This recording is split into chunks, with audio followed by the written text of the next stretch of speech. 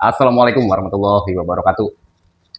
Indramayu sepertinya masih terus menjadi sorotan publik. Ada beberapa kasus yang memang menggemparkan. Yang pertama pembunuhan Putri yang dilakukan oleh Alfian Maulana Sinaga. Dan tidak lama dari kejadian kasus Putri muncul kasus pembunuhan satu keluarga secara sadis. Peristiwa pembunuhan Pak Oman. Untuk dapat meluruskan bagaimana sebuah informasi, sebuah peristiwa, sehingga kita dapat tercerahkan, tidak hanya berdasarkan opini-opini liar yang berkembang di publik. Saya sudah bersama dengan praktisi hukum, Bang Ruslani. Ya. Coba. Ya. Di sini kita akan dapat mendengarkan seperti apa dan bagaimana peristiwa ini terjadi, yang memang Bang Ruslani sebagai kuasa hukumnya pada waktu itu awal-awal ya? Ya, saya kuasa hukum para terdakwa nih, terdakwa Ririn dan Priyo dan Budi Santoso. Dua terdakwa ini. Dua terdakwa. Berarti abang sendiri tahu dong awal BAP. Yeah. Sehingga sampai sekarang lah kasusnya kan sudah dipersidangkan. Ya, sudah sidang, sudah mulai tahap pembuktian ya. Setelah kemarin putusan sela atas eksepsi penasihat hukum tidak dikabulkan oleh majelis hakim, sehingga persidangan dilanjutkan dengan agenda pembuktian dari jaksa penuntut umum. Dan kemarin saya masih bersidang terkait dengan dakwaan dan eksepsi. Nah, setelah itu dilanjutkan oleh rekan saya. Nah, ini Bang, ini kan berkembang liar, seperti tidak terkendali. Gitu. Soal peristiwa pembunuhan Pak Oman. Yeah. Banyak isu-isu yang tidak mencerahkan lah. Nah, kebetulan kan sendiri Bang Ruslani mengikuti dari awal untuk dua tersangka ini. Yeah. Ya, dari tersangka ya, sekarang terdakwa. Itu bisa diceritakan nggak sih Bang? Seperti apa Bang waktu pendampingan Abang sendiri pada saat awal BAP? Ya, jadi awal saya melakukan pendampingan ya, tentu atas perintah penunjukan dari Kepolisian Resort Indramayu. Saya ingat waktu itu tanggal 8 September. Jadi 8 September itu saya ingat ulang tahun saya. Jadi kado ulang tahun. Jadi mendampingi saudara Ririn dan Priyo ini. Setelah dilakukan penyidikan dari tanggal 8 September, ya saya mendampingi seperti biasa gitu kan. Nah, tapi karena kasus ini merupakan kasus yang sangat menyita publik ya, menyita perhatian publik, kemudian juga sangat menggores hati bagi keluarga korban ya, karena kita semua tahu 5 korban sekaligus dalam satu peristiwa pembunuhan gitu. Dan termasuk juga ada anak usia 7 tahun dan balita. Nah, itu saya concern betul gitu kan, apa sih yang menjadi latar belakang gitu. Waktu itu juga saya sempat tanyakan gitu kan, apa yang menjadi latar belakang.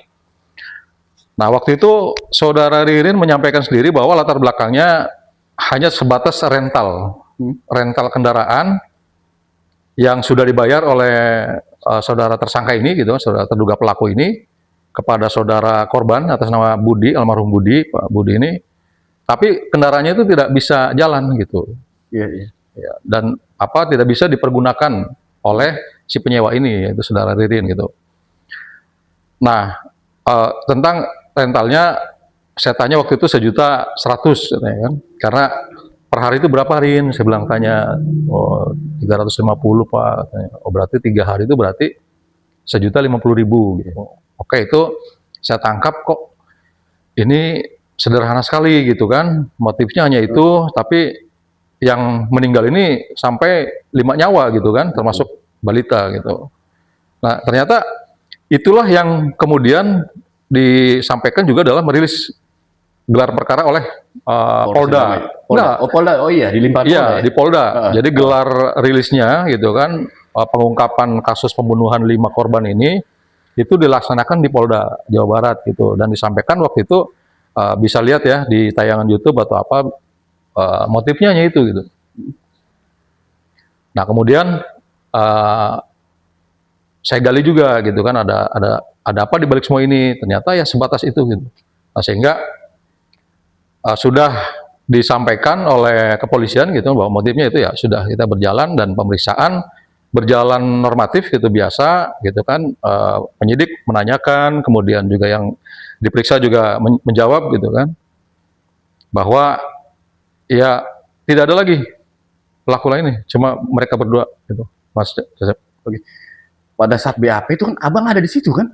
Ya saya mendampingi, karena itu juga kan kewajiban saya ya sebagai advokat gitu kan, sebagai penasihat hukum, dan Ririn juga ingin didampingi oleh saya gitu kan, sehingga dia juga membuat surat kuasa, ada surat kuasanya itu kan. Nah, mendampingi biasa, membantu apa yang ditanyakan penyidik gitu kan, kemudian disampaikan, dan Prio juga sama saya dampingin gitu, tapi yang lebih lancar kan Prio ya, karena Ririn waktu itu masih sakit gitu, masih. Ada sesuatu yang ini nggak bang? Artinya ingin berkembang ya? Ya. Dan wajib diluruskan juga supaya informasi dikarenakan abang sendiri kan ada di situ, mendampingi, berarti kan secara langsung melihat, menyaksikan, mendengar. Betul. Itu. Ada dugaan penganiayaan. Iya. Ataupun penyiksaan.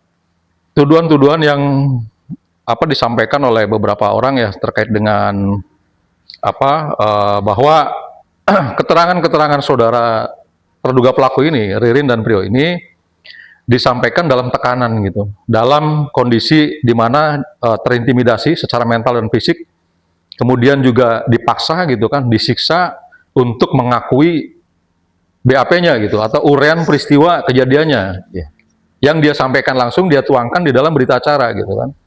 Padahal kan penyidik juga yang saya saksikan gitu kan, menanyakan rinci gitu, dari jam per jam gitu kan, dari sebelumnya, dari kemudian bertamu, kemudian apa yang dilakukan, kemudian terjadi konfliknya gitu, kemudian sampai dengan penganiayaan dan pembunuhan itu secara rinci gitu, ditanya gitu, per menitnya, per jamnya, sebelum peristiwanya gitu kan. Kemudian setelah sudah menjadi mayat itu, mereka kemana, itu semua rinci. Dan tidak ada penyiksaan, tidak ada pemukulan apapun bentuknya gitu. Ini saya nyatakan, saya nggak selamat lah kalau sampai misalnya dia dipukul gitu, dan saya diam aja untuk mengakui perbuatan yang misalnya dia tidak lakukan, tapi karena siksaan gitu kan, akhirnya dia mengaku, itu tidak ada sama sekali. Berarti dalam kondisi Ririn dan Prio itu kan kencang juga disuarakan, kan yang mengalami patah kaki, gitu. Artinya bisa dilakukan, artinya secara pandangan abang nih, apakah di waktu saat penangkapan, kalau tadi abang mengatakan di BAP tidak ada penyiksaan, apakah seperti itu atau gimana? Jadi kalau terkait dengan luka-luka yang ada di tubuh kedua tersangka ini, terduga pelaku ini ya, terdakwa ini, itu kan biasanya dalam proses penangkapan atau pengamanan orang gitu kan, yang diduga dengan dua alat bukti yang cukup, kedua orang ini disangka melakukan tindak pidana, dalam hal ini adalah pembunuhan gitu, pembunuhan berencana. Nah, pada saat penangkapan bisa saja terjadi ya, karena yang paling tahu itu kan petugas di lapangan yang menangkap gitu. Kepolisian, penyidik yang ada di kantor itu tidak akan ada yang tahu. Misalnya unit gitu kan, unit reskrim itu nggak ada yang tahu. Yang tahu adalah mereka para reserse yang pemburu, biasanya tim pemburu. Kalau dulu ada namanya TKAB kan, tim khusus anti bandit. Ya, berubah-ubah lah gitu kan. Yang jelas mereka yang di lapangan yang tahu kondisinya, harus melakukan apa. Dan itu mereka dilindungi Perkap. Ada prosedur tetap ya, yang mengacu pada peraturan kepolisian gitu, yang terkait dengan penggunaan senjata. Jadi dalam kondisi bagaimana senjata itu dipergunakan untuk melumpuhkan gitu ya, orang yang diduga, dengan dua alat bukti, dengan dari hasil serangkaian penyelidikan, sehingga mengarah kepada sosok terduga pelaku gitu. Nah, teknis penangkapannya yang paling tahu adalah mereka yang di lapangan gitu kan, dengan tingkat kesulitan gitu. Apakah melawan, apakah memberontak, apakah melarikan diri, apakah menyerang gitu kan, menyerang petugas, menyakiti diri sendiri, atau menyakiti masyarakat di sekitar area penangkapan. Itu Yang paling tahu adalah petugas di lapangan gitu. Artinya potensi saat penangkapan sehingga petugas melakukan satu tindakan Iya, sesuai dengan tindakan SOP tegas dan terukur ya, terukur biasanya. ya. Itu bisa saja terjadi Bang ya. Artinya kita tidak tahu seperti apa.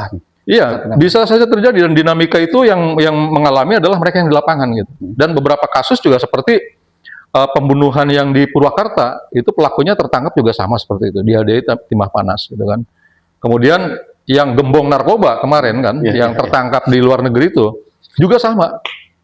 Pada saat ke Mabes Polri akan dilakukan pemeriksaan oleh penyidik gitu kan, itu ditandu kan, di kursi roda kan, dengan diperban gitu. Jadi saya pikir banyak gitu kan. Kalau terkait dengan proses penangkapan, itu bukan penyidikan, itu masih lidik, karena setelah orang itu dibawa, itu harus dilakukan gelar perkara gitu, untuk menetapkan status diri daripada kedua orang yang ditangkap ini. Ketika gelar perkara menetapkan, ya tersangka, dia adalah yakin tersangka, ya sudah. Baru menit jam itu namanya penyidikan, dan dilakukan oleh penyidik. Semua polisi belum tentu penyidik, ya. Nih Mas Cepi, yang kadang-kadang masyarakat perlu tahu gitu kan. Butuh nih pencerahan seperti ini. Tapi penyidik itu sudah pasti polisi. Gitu. Artinya penyidik adalah anggota polisi yang dibekali keahlian khusus dan bersertifikasi. Lebih khusus lagi dalam konteks ini adalah penyidik yang atas sprint gitu kan, surat perintah dari pimpinannya itu untuk melakukan penyidikan terkait dengan uraian peristiwa, menggali keterangan, mengumpulkan alat bukti dalam perkara khusus kasus pembunuhan berencana Pauman Indramayu. Jadi beda lagi. Jadi tidak semua polisi gitu kan. Walaupun misalnya di Polres ya sama polisi juga gitu, tapi penyidik lebih spesialis gitu. Tinggal kita ke pokok proses Bang ya. Yang sekarang tengah bergulir. Mulai ke masa persidangan. Abang meyakini kira-kira berapa tersangka? Ini liar juga nih di publik ya kan. Ada otak pelaku, ada pokoknya berkembang liar lah ya. Artinya publik juga butuh satu kepastian. Dikirakan abang sendiri mengikuti dari awal. Itu. Dan terus mengikuti perkembangan ini pastinya ya Bang. Itu kira-kira dugaan abang. Apakah hanya 2 tersangka ini atau terdakwa ini, atau ada orang lain? Jadi kalau saya menelaah dari hasil wawancara, kemudian hasil penyelidikan gitu kan, penyelidikan dan penyidikan gitu. Dari semua alat bukti, dari semua hal yang diperoleh selama pemeriksaan berjalan yang saya ikuti gitu. Ini saya yakin hanya 2 pelaku ini yang melakukan pembantaian pembunuhan berencana ini. Nggak ada orang lain gitu. Semua sudah clear. Mereka ditangkap, diperiksa itu 8 September ya. 8 September, Oktober, November, Desember, Januari, Februari, Maret, Ramadan, baru sidang. Artinya rentang waktu cukup lama, Mas Cecep ya. Sama seperti penjelasan saya kemarin, cukup lama mereka. Kalau mereka mau menulis surat atau mau mencurahkan pikirannya, saya itu malam-malam datang ke sel tahanan Polres menemui Ririn. Karena Ririn pengen ngobrol sama saya, ngomong ke petugas tahanan, pengen ngobrol sama Pak Ruslandi, boleh saya bilang kan. Saya pelan-pelan saya gali, Rin ada. Barangkali kamu ingin menyampaikan, ada nggak sosok lain? Waktu itu belum pelimpahan berkas, belum, masih penyidikan, masih di Polres gitu kan. Ya gini Pak, gini. Ada nggak namanya? Saya bilang, nama-namanya siapa? Kan orang itu ada namanya. Terus bagaimana memerintah kamu kalau misalnya kamu atas perintah seseorang gitu? Apa ada bukti chatnya atau ada saksi lain nih? Ketika orang itu merintah gitu kan, ada yang mendengar nggak gitu? Yang bisa maksudnya dianalisa secara hukum gitu. Diartikulasikan secara hukum, disimpulkan secara hukum, oh ini masuk gitu. Ada pelaku lain. Pasti saya angkat gitu. Saya ini cukup didengar loh oleh aparat penegak hukum, oleh Polres, oleh Kejaksaan, kalau memang ada informasi yang berarti gitu, untuk mengungkap seterang-terangnya perkara ini. Tapi close sampai dengan rekonstruksi ya, reka ulang adegan gitu kan, satu persatu tahapannya gitu, rangkaiannya. Dari mulai bertamu, dari mulai ngobrol, dari mulai mengatur siasat gitu, dari mulai memukul dari sebelah mana, itu semua gamblang gitu. Direka ulang adegan gitu. Ada Pak Kasipidum, ada Satreskrim, dan ada media waktu itu. Ya, ya. Ada media, ada masyarakat juga yang menonton cuma karena hujan. Jadi nggak terlalu ramai gitu. Artinya Artinya kalau dia mau mengungkapkan di situ, tolong dengarkan saya bukan pelaku utama, saya yakin berhenti semua, dan saya minta koreksi BAP-nya, didengar keterangannya, diperluas. Saya bisa ngomong sama Kasipidum, sama Pak Kasat gitu kan. Waktu itu kan berkas masih belum tahap 2, masih rekon kan, masih berbentuk BAP yang bisa dikembangkan gitu kan. Kalau misalnya ada temuan informasi yang terbaru, bisa diperiksa lagi, diulang lagi bagaimana caranya orang itu memerintah, bagaimana, ada siapa saja, ada sosok siapa saja, kan bisa cerita di situ, bisa langsung dikejar lagi gitu. Oke. Yang kaget itu kan udah sidang gitu, baru ngomong gitu, susah kan. Di saat persidangan juga kan sempat membacakan sebuah surat. Ya, Ya, ada suratnya tuh. Ini saya ada ya. Itu juga kan menyebutkan beberapa nama. Ya. Apakah ini artinya begini? Artinya kita lagi coba menganalisa. Ya. Apakah ini sebuah upaya pembelaan diri untuk keluar dari lubang jarum, atau memang mencari kambing hitam, ataupun seperti apa sih, Bang? Ya. Secara analisa Abang. Dari sisi kemanusiaan, seseorang ingin membela diri wajar. Sebagai orang yang dipersalahkan dengan ancaman hukuman yang berat gitu kan, wajar lah gitu kan. Tapi lagi-lagi harus ada relevansinya gitu. Harus ada sisi nilai positifnya gitu. Dari sebuah ungkapan gitu ya. Kalau ungkapan tiba-tiba gitu kan, sudah nih perkara ini mau disidangkan, mau diuji, mau diperiksa oleh majelis hakim, oleh suatu pengadilan yang resmi gitu kan. Tiba-tiba memunculkan nama. Kalau ditanya boleh tidak? Boleh. Tapi apakah ada relevansinya dengan kejadian yang sesungguhnya? Belum tentu. Karena harus diuji gitu kan. Nggak masalah, itu hak dia. Tapi yang sudah saya peroleh juga, ini sangat bertentangan dengan apa yang dia ungkapkan, dengan fakta, dengan BAP. Kan saya kemarin sudah bilang ya Mas, bahwa BAP mau dicabut seluruhnya 100% gitu, itu boleh. Tapi ada resikonya gitu. Karena semacam mempermainkan peradilan. Contempt of court. Jadi merendahkan peradilan Indonesia. Tapi dari sisi hak asasi manusia boleh mencabut semua keterangan yang ada di BAP, dengan ini saya nyatakan dicabut. Itu boleh. Lalu orang akan semua bingung dan hakim akan menantang. Apa? Tapi hakim juga orang yang pinter gitu. Orang yang sudah terdidik dalam menganalisa suatu perkara. Dia akan merangkai semua apapun yang menjadi fakta persidangan, logis atau tidaknya. Sekarang tidak tanggung-tanggung menyebut 4 nama gitu kan. Nah ini yang menjadi kisruh gitu kan, menjadi opini yang bisa dipersepsikan macam-macam oleh banyak kepala manusia di dunia, di ruang publik media sosial kan. Dicerna oleh pemikiran ini, dicerna oleh orang ini, dicerna oleh ini apa maksudnya gitu kan. Persidangan lagi berjalan,